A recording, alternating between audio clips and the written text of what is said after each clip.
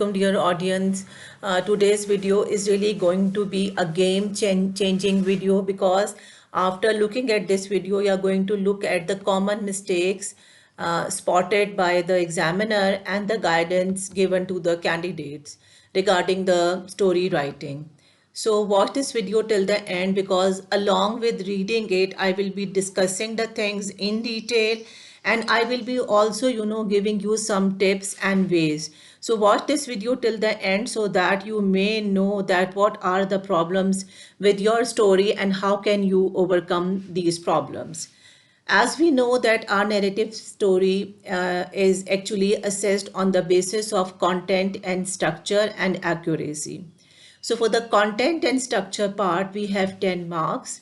And how can we improve this part of the story and what are the common mistakes? Let's see it. According to the examiner, candidates needed to consider carefully how they structured and organized their narrative to ensure a clear beginning, middle, and end with a cohesive plot that smoothly transition between these parts. This is one of the most important tips of story writing rather than any writing, because when we start writing we must see that there is a proper balance between the beginning, middle, and end of the story. What happens that when we start writing the story, so we start with such unnecessary details that are beginning becomes so long that our middle and end is later on hastened and it is wrapped up quickly when we realize that we have less time and we are left with less number of word count. So a very careful planning, a very balanced way of writing will definitely help us here. Another thing is that our story should have cohesion. Cohesion means that things should be logically connected in the story. There should not be loopholes, okay? There should not be flaws or the logical flaws which we may not understand. So there should be, that logically happening events in your story. Establishing conflict early in the narrative and creating tension would have helped to make candidate narrative more engaging. This is a very helpful tip, important tip, a very key point raised by the examiner, that if you quickly start with the conflict, you show that what is the problem in the story, then what happens that your main focus will remain on the development of that that conflict. You will describe that conflict in detail. You will talk about the problem's reaction by the character, and it will be definitely engaging. It was important that candidates carefully consider the end of their narrative. This is again really important. Resolving the conflict in a satisfying way by trying up loose ends or leaving the story to an intentional, thoughtfully crafted cliffhanger rather than providing a hurried conclusion which was clearly not a definite or clearly signaled ending. So rather than hastily ending the story, you can leave the story at a very thoughtful, planned, intentional cliffhanger, but it should not seem that your story is left in between. Okay, there are ways to leave story in a cliffhanger. So your end should be really, well planned and properly done, and it should be satisfying, right? Now, to ensure responses were well balanced, candidates needed to consider a careful balance between passages of descriptive scene setting, character development, and plot development rather than focusing too heavily on just one of these. So again, that most of the students, they have a habit that they drag on something too long. If they are talking about the scene, they invest unnecessary details in it. If they are talking about the characters development, then again they keep on writing, and what happens that things becomes out of control and they become out of balance. So pace was also important, especially so within the extent of 350 to 450 words, I mean your pace of the story, the events happening, that is really very important. And for this, I suggest that you keep your plot really simple. Okay, don't bring mighty events happening in your story. So for mighty event, this word limit is nothing. Definitely, it will seem that the things are running and events are happening one after the other, and you will not be able to justify. So keep your plot simple. So rather than writing extensive background detail, for example, describing at length a character's morning routine before introducing any action, candidates should consider transporting the reader into the heart of the action at the outset and shifting between description, dialogue, and action to maintain a suitable pace of progress for their narrative. So this is quite common problem with the candidates that they start with the unnecessary long details about getting up, taking breakfast, and then little later they introduce the problem part. To write a carefully organized narrative, candidates needed to ensure a logical progression from the introduction to the climax and resolution. So you should have a sensible pace in your story. And I mean that your introduction should be little brief and you should focus more on the climax part and resolution. Developing characters and setting early in the response would have helped candidates to establish the story's context, while using transition between scene would have helped to maintain flow and clarity, so that your transition from one part of the story to the other part should be, quite sensible and smooth, and each section of the narrative should build on the previous one, leading towards the climax. So what happens that sometimes it happens that the beginning part goes in too long unnecessary detail, and the problem part is quickly introduced, that is not developed, and then hastily it is wrapped into the ending. So this should not happen. You should have a good transition between the scenes and then a sensible flow of the event for a good clarity. In more successful responses, clear paragraphing made the writing more coherent and structured. So it's about paragraphing, that wherever there is a transition, a paragraphing should be made so that transition seems really natural and balanced and planned.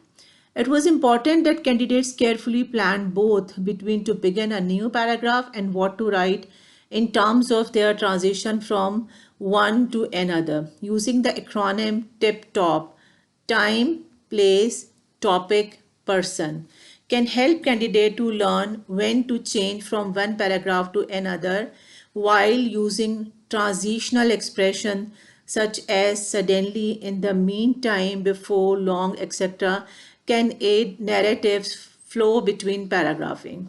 So for the paragraphing, you can look at this acronym. Like you can see that when there is a shift of time, a place, some topic, or there is another person's introduction, there you can form a paragraph. And while you are making paragraphing, you can use these connectors like suddenly, in the meantime, before, etc., so that your previous happening is linked to your present paragraph. So this is quite important. To add characterization, candidates should adopt the approach of showing rather than telling. So this is again a very common mistake with the candidates, that they don't talk about the appearance of the character, the scene setting, the emotion. Use your words effectively to talk about all these things in detail. Limiting the number of characters but giving them distinct personalities, perhaps in contrast to one another, produced more successful narrative writing than having lots of underdeveloped character. So keep your number of characters less and develop them properly. Talk about their personality. You can have one way that one character is good and another is bad, and you can have a contrasting technique to talk about the character. Dialogue is an important aspect of narrative writing, and producing engaging dialogue would have helped candidate to develop characterization and advance the plot. It was essential that where dialogues were used, it was punctuated and formatted accurately. This is really important. When you introduce that dialogue, you should use, such type of speech mark in the beginning and at the end, right? And look at this comma. This comma is in the speech mark, whispered Punjab enthusiastically. Then you see that sometime it happens that if it is a question mark, that question mark will also come within the speech mark, and afterwards the sentence will begin with a comma.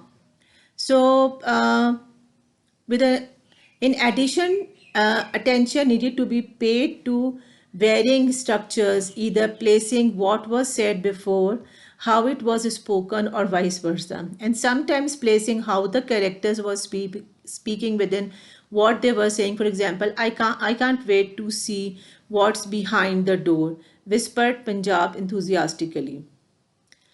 Asan sluttered as he replied nervously. Look at the comma before it, and then the dialogues are given in the speech mark. Are you sure we should open it? Question mark. Again, don't be a whim, comma, speech mark closes, said Punjab, rolling his eyes. Whatever is there, we are ready for it. Look at the exclamatory mark in within the speech marks. So ensuring that specific alternatives to the verb said were employed. I mean, always using the word said is not a good idea. You should change it. Like here you can see that whispered is another word, shouted can be another word, question. So there can be many words which can be replaced. They replaced for this word said. In conjunctions with the appropriate adverbs were necessary would also help to raise the level of candidate's response. In addition, showing needed to be embedded into dialogue to further develop characters, right? So you can even use little description part. Look at this enthusiastically. So this is, telling us about the character's trait.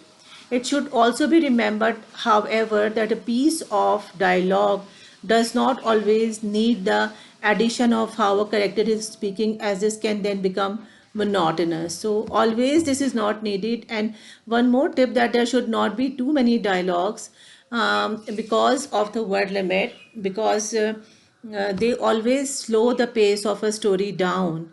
So you should have less well punctuated dialogues in your story as an element of the story writing, and rest of the discussion can go indirect or by the narrator. Now look for the style and accuracy part, which have 15 marks. Where candidates included idioms in their narrative, these needed to be used appropriately and with care. This is really very important.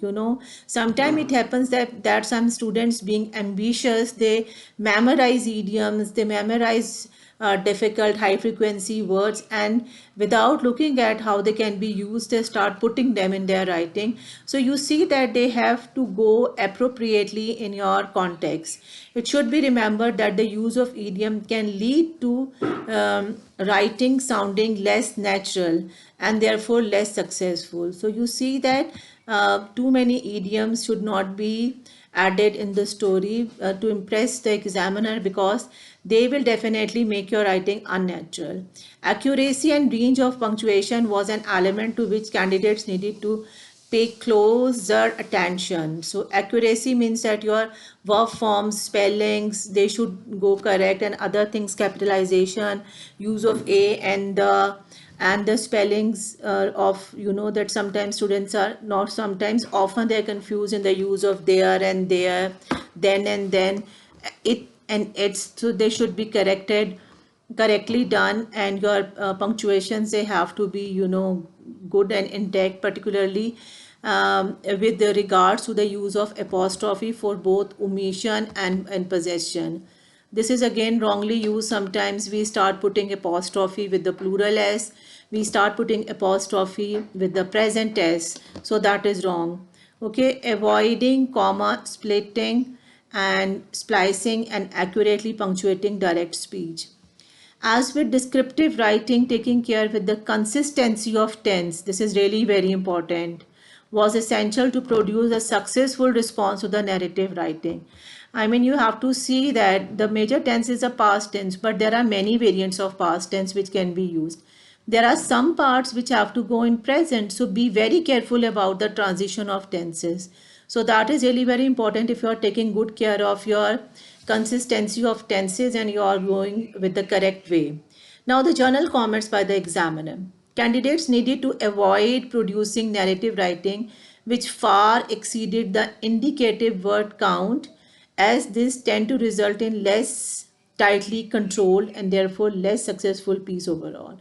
It means that you don't have to exceed the word limit so that you are not going beyond the given limits, and your writing goes, in this way your writing goes little unbalanced, because when you are going out of the limit because of the uncontrolled and unplanned writing, so what happens that you hastily start wrapping the things, being confused, you cannot bring that element in the middle and the last part. So the best thing is that you plan your writing carefully. Okay, you decide that what is in the middle, what is in the end, and then only you can like go for a very good piece of writing. So I hope that this video has been really of great help to you, and you are going to avoid these mistakes in your exam and going to get good marks. Thank you very much. Stay blessed, and Allah Hafiz.